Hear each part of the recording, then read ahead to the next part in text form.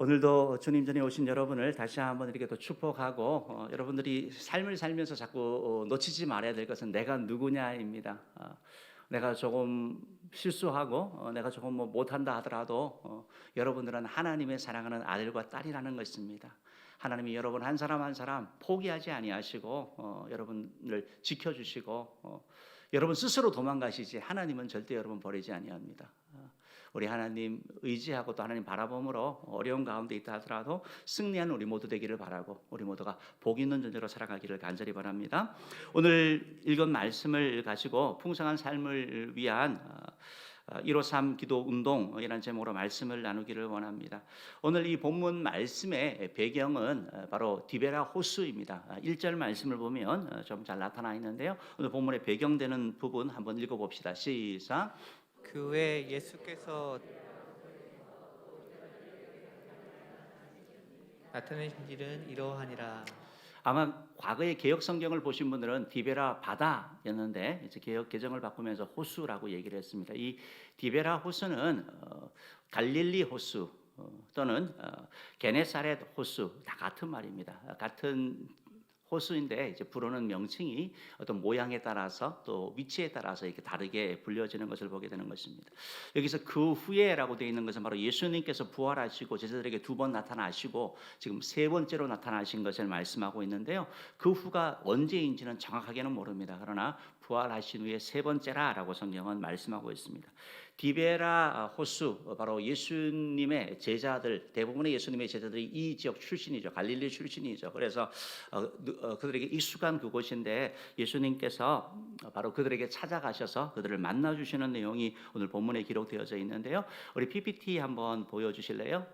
이 갈릴리 호수가 이스라엘의 지도인데요. 이스라엘 지도를 보면 위에 있는 게 갈릴리 호수입니다. 디베라 호수라고도 불려지고 또 게네사렛 호수라고도 불려집니다.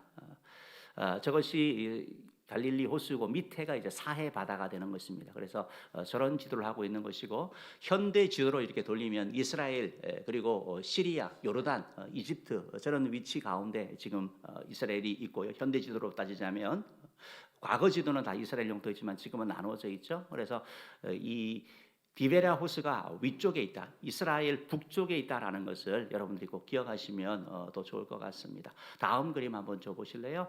이게 갈릴리 호수입니다. 잔잔한 호수, 평화로운 이런 것이죠. 정말 호수 그대로죠. 그런데 아마 여러분들 성경을 보신 분들도 아시겠지만 이 갈릴리 호수를 어떤 경우는 바다라고도 하고 디베라 바다라고도 나와 있습니다. 영어로도 그렇게 표현됩니다. 그런데 이게 왜 호수인데 왜 바다라고 하냐면 다음 그림을 보면 우리가 조금 알 수 있는데요.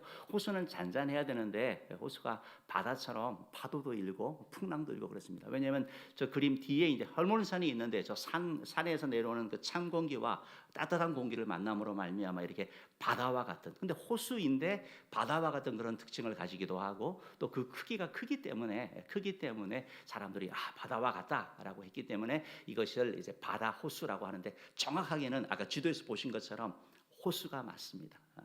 어쨌든 오늘 이 본문의 배경이 바로 이러한 곳인데 이 디베라 호수가에서 예수님이 제자들을 만나 주셨거든요. 제자들을 만나 주셨는데 만나기 전과 만나기 후에 그런 삶이 좀 나눠져 있는데 만나기 이전의 삶을 풍성치 못한 삶, 예수님을 그들을 만난 이후의 삶을 풍성한 삶이라고 얘기할 수 있을 것 같습니다. 요한복음 10장 10절 말씀을 보면 도둑이 오는 것은 도둑질하고 죽이고 멸망시키려는 것뿐이요 내가 온 것은 양으로 생명을 얻게 하고 또 풍성히 얻게 하려는 것이라 라고 말씀되어져 있습니다. 제가 참 좋아하는 말씀이고 아마 굳이 많이 반복한 그런 말씀입니다. 여기서 내가 왔다는 것은 예수님이 오신 것을 말씀합니다. 예수님은 이 땅 가운데 오셔서 죽어 지옥 가는 우리를 구원하여 주셔서 생명을 주신 것, 영원한 생명을 주신 것에 그치는 것이 아니라 더 풍성히 얻게 하려 한다. 풍성한 삶을 주기를 원하시는 것입니다. 하나님의 아들과 딸로 이 땅 가운데 살아가기를 원하고 때때로 필요하고 때때로 어려울 때마다 하나님 아버지를 통해서 공급받으면서 승리하는 그런 삶을 살기를 원하시는 것이죠. 하나님 예수님을 왕으로 모시지 않을 때 다른 모든 도둑은 우리가 다른 어떤 것을 섬기게 될 때 그것은 우리 가운데 오셔서 뺏어가고 우리를 죽이고 멸망시키는 도둑과 같은 그런 존재. 그래서 우리는 오직 하나님 한 분, 예수 그리스도 한 분만을 섬겨야 되는 것을 알 수 있게 되는 것이죠. 그럼 오늘 본문에 나타나는 풍성한 삶과 풍성치 못한 삶이 어떻게 나타나는지 본문을 통해서 살펴보기를 원하는데요.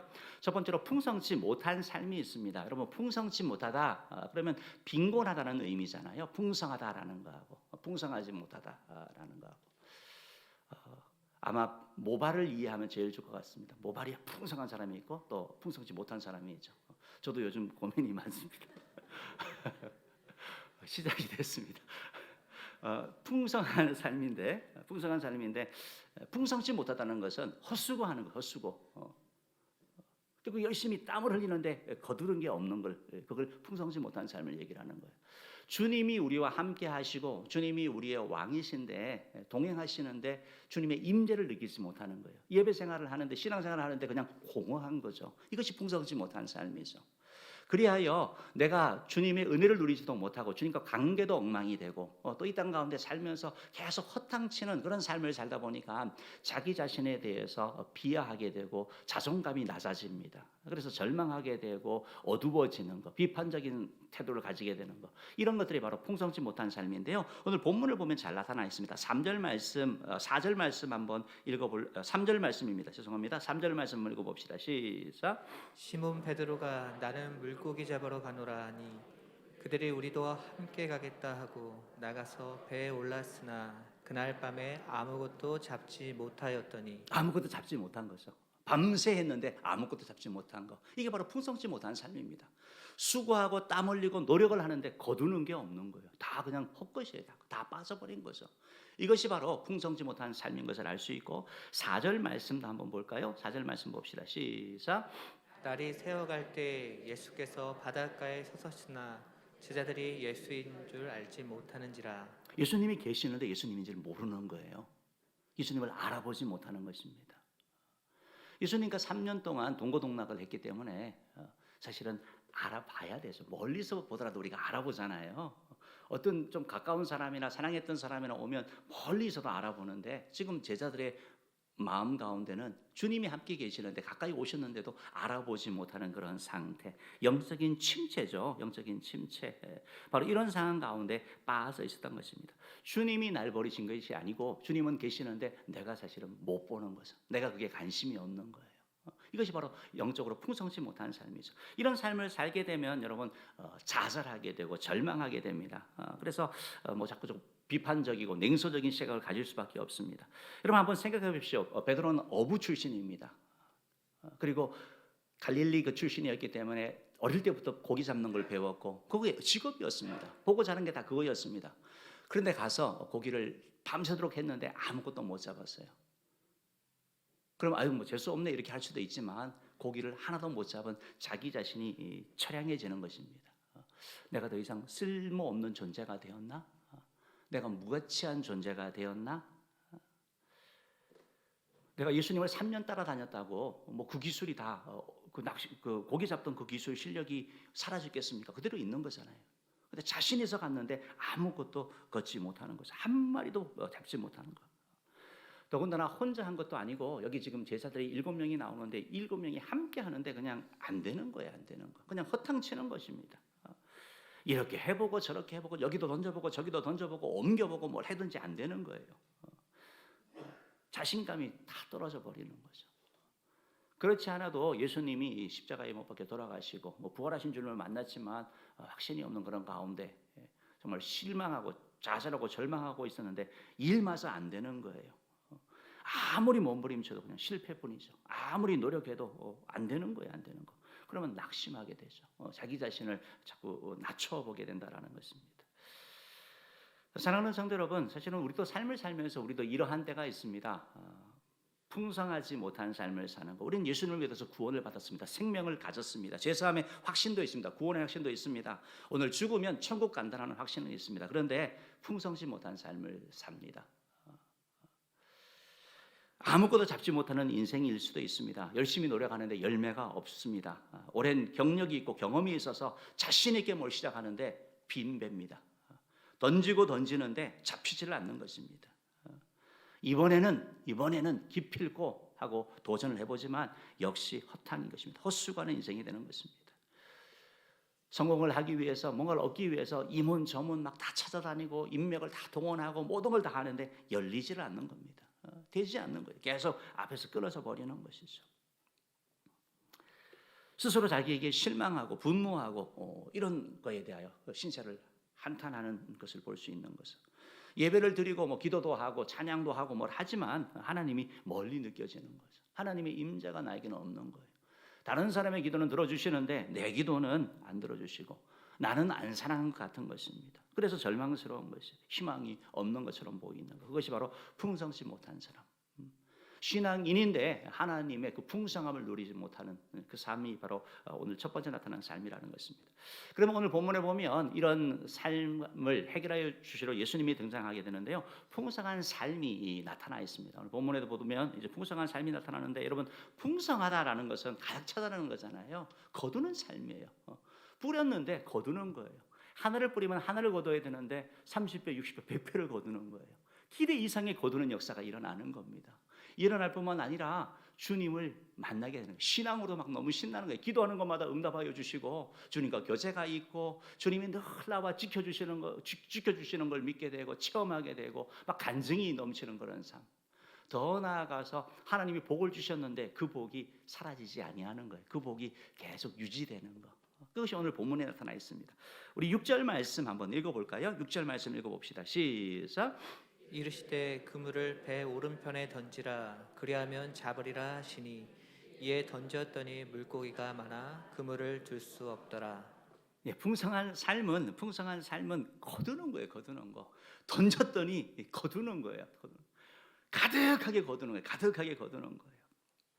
예수님께서 이 풍성한 삶을 누리지 못하는 제자들을 찾아가셨죠. 그리고 말씀하셨죠. 얘들아, 고기가 있느냐? 없습니다. 그래? 그러면 배 오른편에 그물 한번 던져봐. 그래서 던졌더니 정말 거두는 거죠. 밤새 해가지고 하나도 못 거둬가지고, 야, 이거 도대체 빈배로 어떻게 돌아가야 될까 걱정을 하다가 이번에 던졌더니 그물이 찢어질까봐 걱정하는, 걱정의 내용이 바뀐 거죠. 너무 축복이 큰 거죠. 너무 축복이 큰 거죠. 이게 찢어질 것 같은 가득히 찬 그 축복. 그래서 그걸 오히려 염려하면서 염려하는 그들의 모습을 볼 수 있는데, 바로 풍성한 삶에는 이런 수확이 있고 열매가 있는 것, 이것이 바로 풍성한 삶에 나타나는 모습이라는 것입니다. 또한 풍성한 삶은 바로 예수님을 발견하는 겁니다. 주님과 함께 하는데요, 주님을 깊이 만나는 체험을 하고 주님과 교제하고 주님을 사랑한다고 고백하고 주님의 사랑에 감격하는 일들이 일어납니다. 7절 말씀 한번 읽어보실래요? 7절 읽어봅시다. 시작.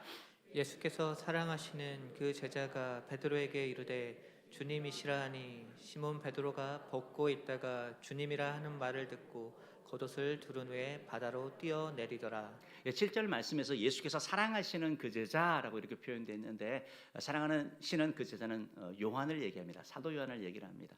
우리가 읽은 요한복음은 사도 요한이 기록한 것입니다. 사도 요한이 이제 성령님의 도움을 받아서 기록을 했는데요, 사도 요한은 자기 자신을 요한이라고 표현하지 아니하고 예수께서 사랑하시는 그 제자라고 자신을 이렇게 좀 감추면서 드러내고 있습니다. 그래서 그 요한이 주님이시다라고 얘기를 하게 됩니다. 지금 고기를 하루 못 잡다가 고기를 잡았어요. 모든 관심은 고기에게 있는 겁니다. 그런데 그 가운데 깨닫는 사람이 있었습니다. 영적으로 민감한 거죠. 요한입니다.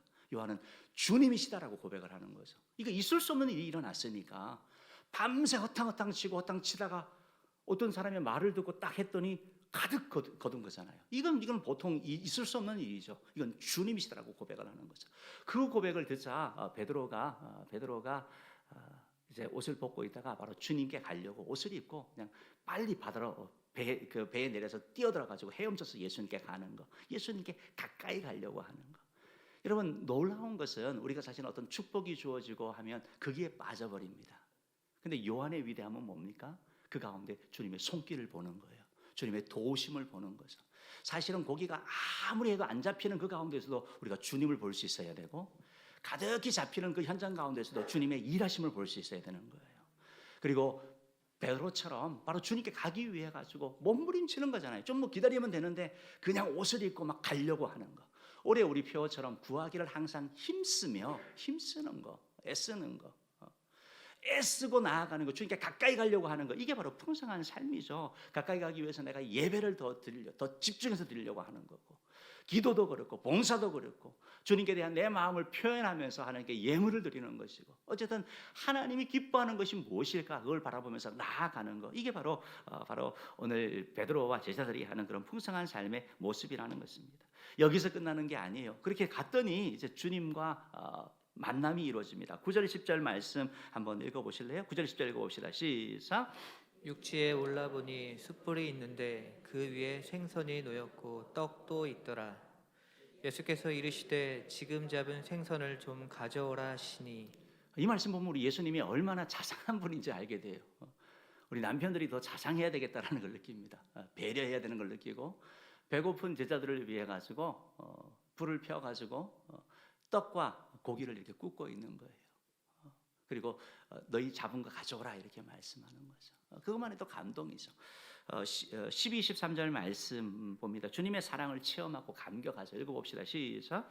예수께서 이르시되 와서 조반을 먹으라 하시니 제자들이 주님이신 줄 아는 고로 당신이 누구냐 감히 묻는 자가 없더라.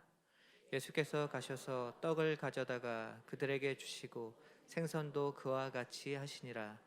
이미 뭐 어쩔 수 없이 있는 제자들을 보면서 조반 먹어라 이렇게 아침 먹으라고 말씀하는 거예요. 야, 너희들 고생했지, 아침 먹어 하면서 친히 떡과 고기를 준비하신 거예요. 그리고 너희들 잡은 것도 가져와라 하고 말씀하시면서 저희들이 뭐 쭈뼛쭈뼛하니까 우리 떡을 가져다가 먹어 직접 서빙을 해주시는 거죠. 그리고 생선도 그와 같이 하셨다라는 것이죠. 감동스러운 거죠. 감동스러운 거죠. 주님의 사랑이 얼마나 큰지, 이 사랑, 나를 향하여 포기하지 않는 그 하나님의 그 사랑, 주님의 그 사랑에 우리는 감격할 수밖에 없는 거죠. 제자들은 도망하고 시시때때로 변해고 넘어지고 실패하고 그래서 주님을 볼 면목이 없지만, 그럼에도 불구하고 주님은 여전히 사랑하고 계시는, 여전히 우리를 떠나지 않는 모습을 보게 되는 거예요. 우리도 사실은 신앙생활을 하다가 보면 잘 해나가야 되고 다 다짐을 하는데, 시련이 오고 어려움이 되면 주님의 잡았던 손을 놓을 때가 있습니다. 놓고 좀 벗어나려고 할 때가 있습니다. 여러분, 그런데 주님은 여러분 손을 놓지 않는다라는 거예요. 그게 바로 오늘 본문이 우리에게 주시는 교훈이죠. 내가 너희를 결코 버리지 아니하고 너희를 떠나지 아니하라고 하신 말씀처럼, 우리가 뭐 돈 잘 벌고 뭐가 잘 되고 하면 하나님이 나와 함께 하시는 거고, 막 망하고 어렵고 병들고 하면 나를 버리시는 것처럼 느껴져서 도망가려고 하지만, 주님은 그때도 나는 너희를 버리지 아니하고 떠나지 아니한다라고 말씀하는 거죠. 내가 생각하는 것보다 하나님의 생각은 다른 거예요. 훨씬 더 많이 사랑하시고 훨씬 더 좋으신 분이셔요. 훨씬 더 능력이 많으신 분이 바로 우리 주님이라는 것입니다. 우리가 이 사실을 알게 될 때, 이 사실을 알게 되고 이 사실을 확신하게 될 때, 때때로 넘어지고 실패한다 하더라도, 빈 배 가운데 있다 하더라도 그때 바로 주님을 바라보고 돌아갈 수 있다는 것입니다. 어쨌든 바로 이 제자들은 바로 이 풍성한 삶, 바로 예수님을 만나는 그런 체험, 예수님의 사랑을 나누는 삶을 삽니다. 또한 이들이 누렸던 풍성한 삶이 또 하나 나타나는데요, 그것은 바로 11절 말씀입니다. 11절 말씀 읽어봅시다. 시작.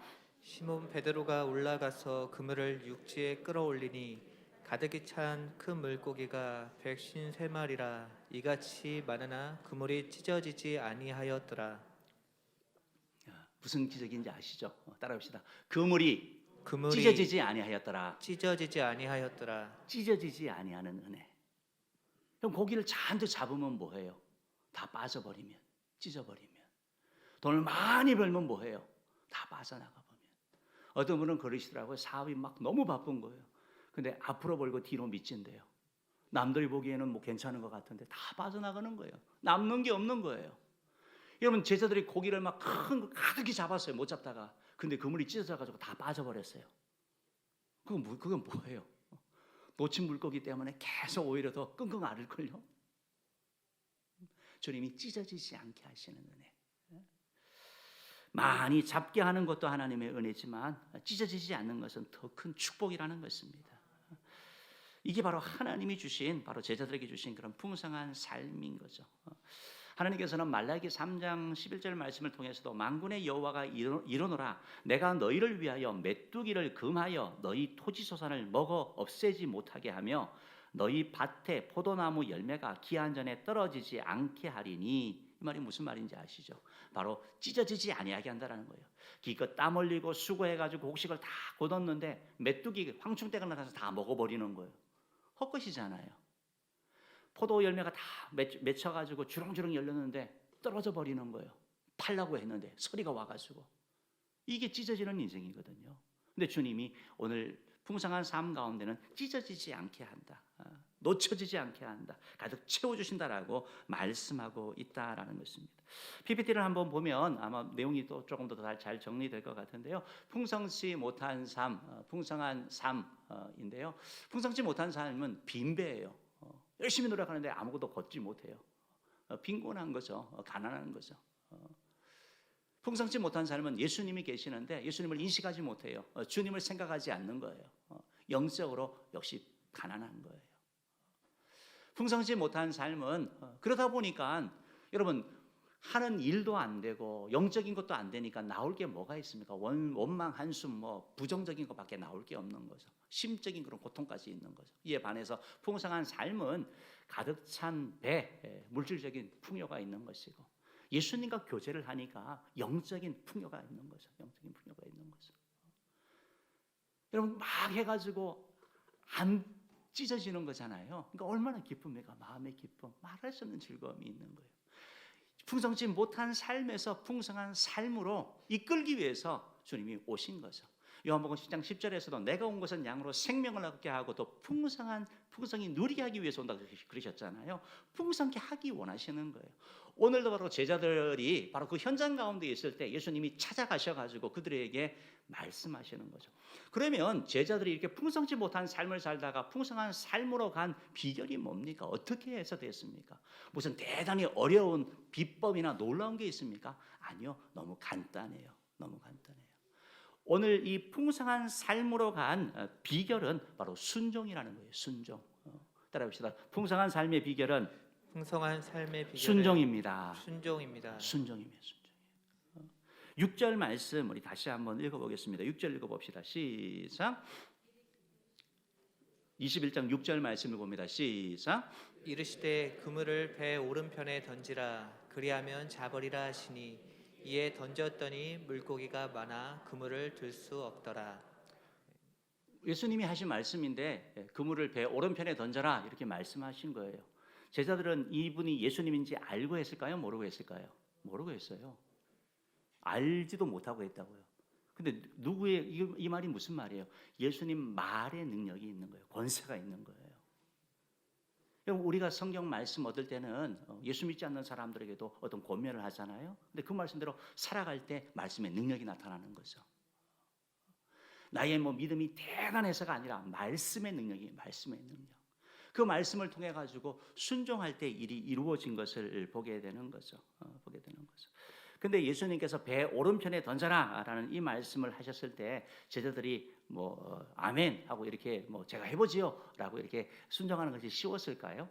여러분 어떻게 생각하세요? 순종하는 게 쉬웠을까요? 안 쉽습니다. 순종하는 게 어려워요. 순종하라고 그 내용이 어려운 게 아니에요. 배에 그물 던지라는 게 어려운 게 아니에요. 그 말에 내가 그 말을 받아들이고 내 것으로 만드는 게 어려운 거예요. 왜 그렇습니까? 밤새 그물 다 했잖아요. 얘들은 프로잖아요. 밤새 고기를 잡았다니까요. 왼쪽, 오른쪽, 앞뒤, 좌우 옮겨가면서 다 했어요. 안 해본 거 아니에요. 근데 주님이 하라 이렇게 말씀을 하시는데 안 해본 게 아닌데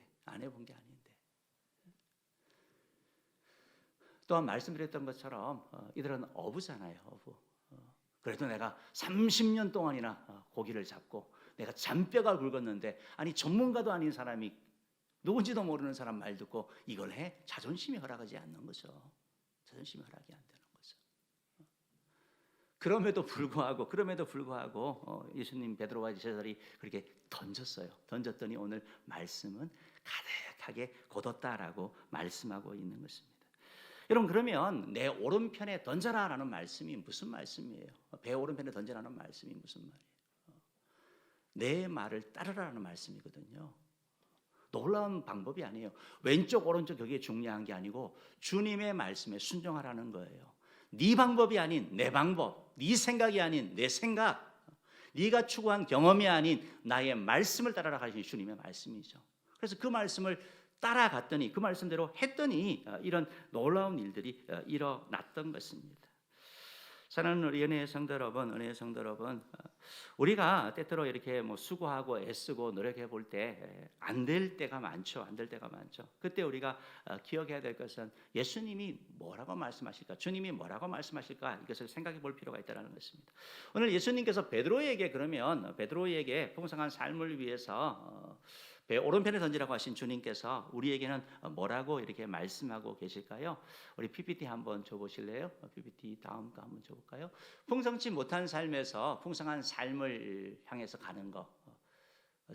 아까 전에는 예수님께서 베드로에게 그물을 던지라고 하는 것이었다고 한다면 저와 여러분에게는 우리가 어부도 아닌데 우리 보고 무슨 그물을 던지라고 말씀하시겠어요? 주님께서는 오늘 올해 이제 우리 은혜 공동체를 통해서 교회를 통해서 여러분에게 말씀하시죠. 그것은 바로 구하기를 힘쓰라라는 거예요. 구하기를 항상 힘쓰라는 말씀을 우리 공동체에게 주신 말씀이에요. 구하기를 항상 힘쓸 때 주님께서 풍성치 못한 삶을 그 가운데 살고 있다 하더라도 그 삶이 바뀌어서 풍성한 삶으로 갈 수 있다고 말씀하는 거예요. 성경에는 너무나 많이 주님께서 우리에게 기도하라고 말씀하고 있어요. 구하라 그러면 너에게 주실 것이요, 찾으라 그러면 찾을 것이요, 문을 두드리라 그러면 너에게 열릴 것이니 구하는 이마다 얻을 것이요, 찾는 이가 찾을 것이요, 문을 두드리는 이에게 열릴 것이니라. 너희 중에 누가 아들이 떡을 달라 하면 돌을 주고 생선을 달라고 하면 뱀을 줄 자가 있느냐? 악한 자라도 그렇게 할지 아니하는데 하물며 하늘에 계신 아버지께서 너에게 좋은 것을 주시지 않겠느냐라고 말씀하고 계시는 것이죠. 우리에게 성경은 말씀합니다. 아무것도 염려하지 말고 모든 일에 기도와 간구로 너희 구할 것을 감사함으로 아뢰라. 그리하면 모든 지각에 뛰어난 하나님의 평강이 그리스도 예수 안에서 너희 마음과 생각을 지키실 것이다. 너희가 지금까지 내 이름으로 구하지 아니하였으나 구하라 그리하면 받으리니 너희 기쁨이 충만하리라. 계속해서 성경은 말씀하고 있는 거예요. 너희가 기도할 때 무엇이든지 믿고 구하는 것은 다 받으리라. 이러므로 너희 죄를 서로 구하고 병 낫기를 위하여 서로 기도하라. 의인의 간구는 역사하는 힘이 많으니라. 다시 말해서 기도해라, 부르시라는 말씀을 우리에게 주신 말씀이에요. 여러분 베드로와 예수님의 제자들이 그물을 내리는 그것이 어려운 게 아니었어요. 그물 내리는 게 뭐 어렵습니까? 한 번 내리는 게. 그런데 실천하는 게 어려운 것들이죠. 우리에게 기도하라는 거 우리 기도하잖아요. 기도의 사람들이잖아요. 근데 주님이 우리에게 구하기를 항상 힘쓰라고 하는 것은 그냥 밥 먹을 때 하는 그런 기도, 그냥의 그런 기도가 아니라 하나님께 해답이 있다는 걸 믿고 하나님께 풍성한 삶을 주신다는 능력이 주님께 나오는 것을 믿고 주님 앞에 매달리는 걸 말하는 거거든요. 부르짖는 걸 말하는 거예요. 손을 들고 주님께 나아가는 걸 말하는 거예요. 그 일을 하라고 주님이 말씀하고 계시는 것이죠. 우리가 그래서 이번에 이제 153 우리에게 구하라고 말씀하시는, 그러면 우리가 구하기를 항상 힘쓰는 것이 어떻게 진행이 될 것인가? 그것이 바로 153 기도인데요. PPT 한번 줘보시면 더 좋을 것 같습니다. PPT 보면 좋을 것 같아요. 여러분 153마리잖아요. 153마리. 예수님께서 오른쪽에 던지라 하는 말씀은 주님의 말씀에 순종하라는 거예요. 순종하라는 거. 그리고 153은 물고기 숫자를 얘기해요. 큰 물고기의 숫자가 153마리라고 얘기를 해요. 그것은 바로 상징적으로 보자라는 거예요. 신학적으로 얘기를 하면 이 153은 갈릴리 호수에 있는 물고기의 종류가 153종류예요. 그래서 모든 물고기를 상징한대요. 그러니까 모든 예수 믿는 자들, 구원받을 자를 상징한다는 것이 1차적인 의미인데 우리는 그것이 아닌 오늘 제가 해석했던 것처럼 풍요로운 삶으로 해석하자는 것이죠. 153마리의 풍요로운 삶. 뿌렸을 때 거두게 되고 그것이 찢어지지 아니하고 그것 때문에 주님 앞에 나아가게 되는, 이것이 바로 풍요로운 삶을 상징하는 것이 바로 153이라는 거죠. 그래서 우리가 이번에 153 기도를 통해서 이런 풍요로운 삶을 주님이 주기 원하시는 그 삶을 향해서 나아가자고 얘기를 하는 것이고, 그걸 위해서 하는 것이 1이 바로 1시간, 5, 5가지, 3은 3가지입니다. 1시간은 1시간 동안 우리가 기도하자라는 거예요. 기도 운동이에요. 기도 운동. 올해 우리 표고처럼 코로나 상황이든 무슨 상황이든 우리가 할 수 있는 게 바로 기도예요. 교회에서도 할 수 있고, 여러분 직장에서도 할 수 있고, 집에서 할 수 있고, 운전하면서도 할 수 있고, 기도 다 할 수 있어요. 그런데 이제 기도를 우리가 좀 더 깊이 하고 더 넓게 하자는 거예요. 1시간 기도하는 건데 어떤 분들이 너무 힘들대요. 1시간을 시간을 못 낸대요. 그래 좋습니다. 그러면 그냥 하루에 1시간을 좀 채워보자고 우리가 어쨌든 일차적으로 1시간 기도할 게 없대요. 하나님 알아서 해주세요. 하면 다 끄는데요. 주님 아시지요? 그런데 이제 우리가 그래서 기도 제목도 드릴 거고 그거 보고 조금 더 하시고, 그게 기도가 좀 짧으신 분들은 나눠서라도 그래서 기도뿐만 아니고 찬송, 기도, 말씀, 저기 보면 기말찬깨예요. 저게 뭔 말인지 아시겠죠? 기는 뭐죠? 기도, 말은요? 말씀, 찬은요? 찬양, 깨는요? 깨어 있는 거. 우리 참깨 이런 거 아닙니다. 기도와 말씀, 찬양으로 깨어 있자. 궁극적인 목표는 1시간 기도까지 나아가는 거예요, 여러분. 근데 시간이 안 되고 기도가 어려우신 분들은 짧게라도 시작하라고요. 그래서 영적으로 주님과 교제하는 시간을 어쨌든 가지세요. 그때 실패한 자들에게 힘을 주시고 주님이 능력 주시고 주님이 길을 열어주시는 거예요. 찢어지는 인생들도 주님과 교제할 때 주님이 해결책을 주시는 거거든요. 그래서 이걸 먼저 시작을 하시는데 이게 너무 어려우신 분들은 짧게라도 하시고 하루에 어쨌든 1시간은 주님과 함께하는 시간을 갖자라는 거예요. 갖자라는 것이고, 더 깊어지기 위해서는 여러분의 기도 시간이 길어져야 돼요. 그래서 조금씩 늘려보시라고요. 기도하는 시간 자체를. 처음에 어려우면 찬양, 성경 이런 거로 다 채우시지만 더 나아가서는 기도 시간이 그렇게 돼야 돼요.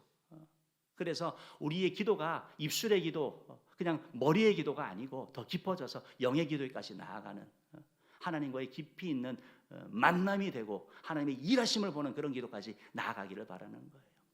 5가지는 감사 고백하는 거예요. 5가지 감사 고백하는 거. 여러분 기도할 때도 안 될 때 하나님 감사합니다라고 시작하라 그랬죠. 하나님 감사합니다고 감사합니다 계속 하셔도 너무 좋아요. 그 자체만 해도 놀라운 고백이에요. 그런데 하나님께도 우리 주변 사람에게도 여러분이 감사를 이렇게 고백하십시오. 여러분 고백할 때 그것이 더 능력이 있습니다. 그냥 감사해요, 그 말 한마디가 얼마나 힘이 되는지 몰라요. 지쳐있는 사람들에게 고맙습니다, 감사합니다, 이 말이 아주 기분을 좋게 하고요, 막 에너지를 주는 거예요. 어떤 분은 부부 관계가 너무 안 좋아서 정말 꼴불견이래요. 보기도 싫대요. 그러면 눈을 감고 하나님께 하나님 감사합니다라고 고백을 하시면서 그 사람을 떠올려 보십시오. 그러면 성령님이 어떻게 역사하시냐면 그 꼴보기 싫었던 사람이 불쌍해지는 거예요. 성령의 역사로. 그 사람이 나에게 못해줬던 거 그것만 생각했는데 기도하는 가운데 하나님이 마음을 바꾸셔요. 그 사람이 했던 좋은 일들을 보게 하셔요. 그래서 우리의 영이 살게 하는 거예요. 그래서 기도하면서도 그렇게 하시고 주변 사람에게도 하나님께도 계속 감사를 어쨌든 찾아보고 고백하면 참 좋겠습니다. 미국에서 실질적으로 있었던 일인데요. 미국 역사의 기적 이야기래요. 미네소타 주에서 1874년부터 77년까지 옛날 얘기인데요. 3년 동안 극심한 가뭄 그리고 메뚜기 떼를 통해 가지고 그냥 온 농작물이 그냥 전멸되고 사람들이 먹을 게 없으니까 굶주림 가운데 있었대요.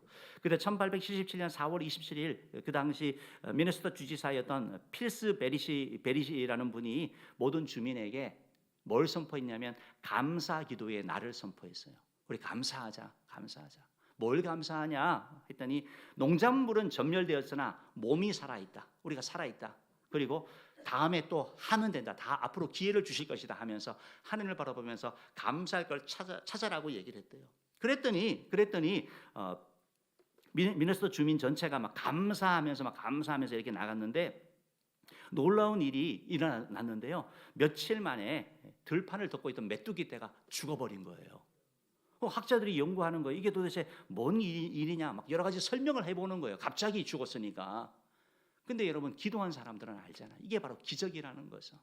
우리가 감사할 때 우리 가정도 그렇고 우리 생업도 그렇고 우리 육신도 그렇고 하나님이 일하실 줄 믿습니다. 여러분 감사를 고백하셔야 병든 몸이지만 그래도 하나님께 감사해 보시기 바랍니다. 연약한 존재지만 감사해 보시기 바랍니다. 하나님이 일하실 거예요. 마지막 3번째로 우리가 3가지 사랑 실천인데요. 사랑 실천은 우리가 말씀드린 것처럼 우리가 축복의 존재잖아요. 저와 여러분 복의 사람이에요. 그래서 우리 주변 사람들에게 복의 존재가 되자는 거예요. 우리가 축복의 통로가 될 거 아닙니까? 작은 말이든 어떤 전화 한 통화든 뭐든 어쨌든 사랑을 실천하는 거, 그 사람에 필요한 거. 여러분 자신을 위해서도 마찬가지예요. 지난번 우리가 119 기도회 하면서 사랑 실천했던 거 있잖아요. 그 내용도 운동도 좋고 편지 쓰는 것도 좋고 사랑의 고백하는 것도 좋고 어쨌든 다른 사람을 기분 좋게 하고 다른 사람에게 힘을 주는 그런 사랑을 실천하는 거. 이렇게 작은 것이지만 이렇게 해나갈 때 하나님이 일하실 줄 믿습니다. 저는 성도 여러분 말씀을 마치겠습니다. 마태복음 28장 에서 예수님께서 하늘과 땅의 모든 권세를 내게 주셨으니 라고 말씀하셨습니다. 말씀처럼 하늘과 땅의 모든 권세가 우리 주님께 있습니다. 여러분 오늘 물고기 이 사건 통해서도 우리에게 주시는 교훈이 뭐예요? 하나님이 통치하신다라는 거예요. 하나님이 다스리신다라는 거예요. 여러분 베드로나 이 어부 전문가들이 아니 밤새 하는데 어떻게 한 마리도 안 잡힐 수 있냐고요. 여러분 내가 아무리 자신 있고 내가 아무리 오랜 경력이 있고 아무리 내가 눈 감고도 할 수 있는 일도 하나님이 돕지 않으면 안 되는 거예요. 하나님이 도우셔야 되는 거예요. 하나님이 일하셔야 되는 거예요. 이걸 우리가 고백하고 이걸 우리가 인정할 때 자꾸 주님 앞에 기도하게 되는 거, 주님을 바라보게 되는 거예요. 우리가 삶을 살면서 어떻게 보면 베드로와 제자들처럼 실패한 인생 가운데 있을 수 있습니다. 노력하는데 하는 것마다 안 되는 거예요. 좌절하고 그래서 그냥 자포자기한 그런 심정 가운데 계시는 분들도 있을 것입니다. 그런데 길이 있습니다. 바로 구하기를 항상 힘쓰며라고 주님이 말씀하고 있습니다. 구하라고 말씀하고 있습니다. 환난 날에 나를 부르라고 주님이 말씀하고 계시는 것입니다. 주님이 많이 주셨는데 다 잃어버린 그런 존재들, 자꾸 빠져가는 그런 존재들, 뭔가 고여야 되는데 밑빠진 독처럼 자꾸 빠져가는 그런 인생이 있습니다. 그분들도 해결책이 있습니다. 바로 우리 주님께 올 한 해 153 기도 운동을 통해서 바로 풍성한 삶으로 나아가고 또 그 삶을 통해 가지고 복의 통로가 되는 우리 안에 모든 성도님 되기를 주의 이름으로 축복합니다. 기도하도록 하겠습니다.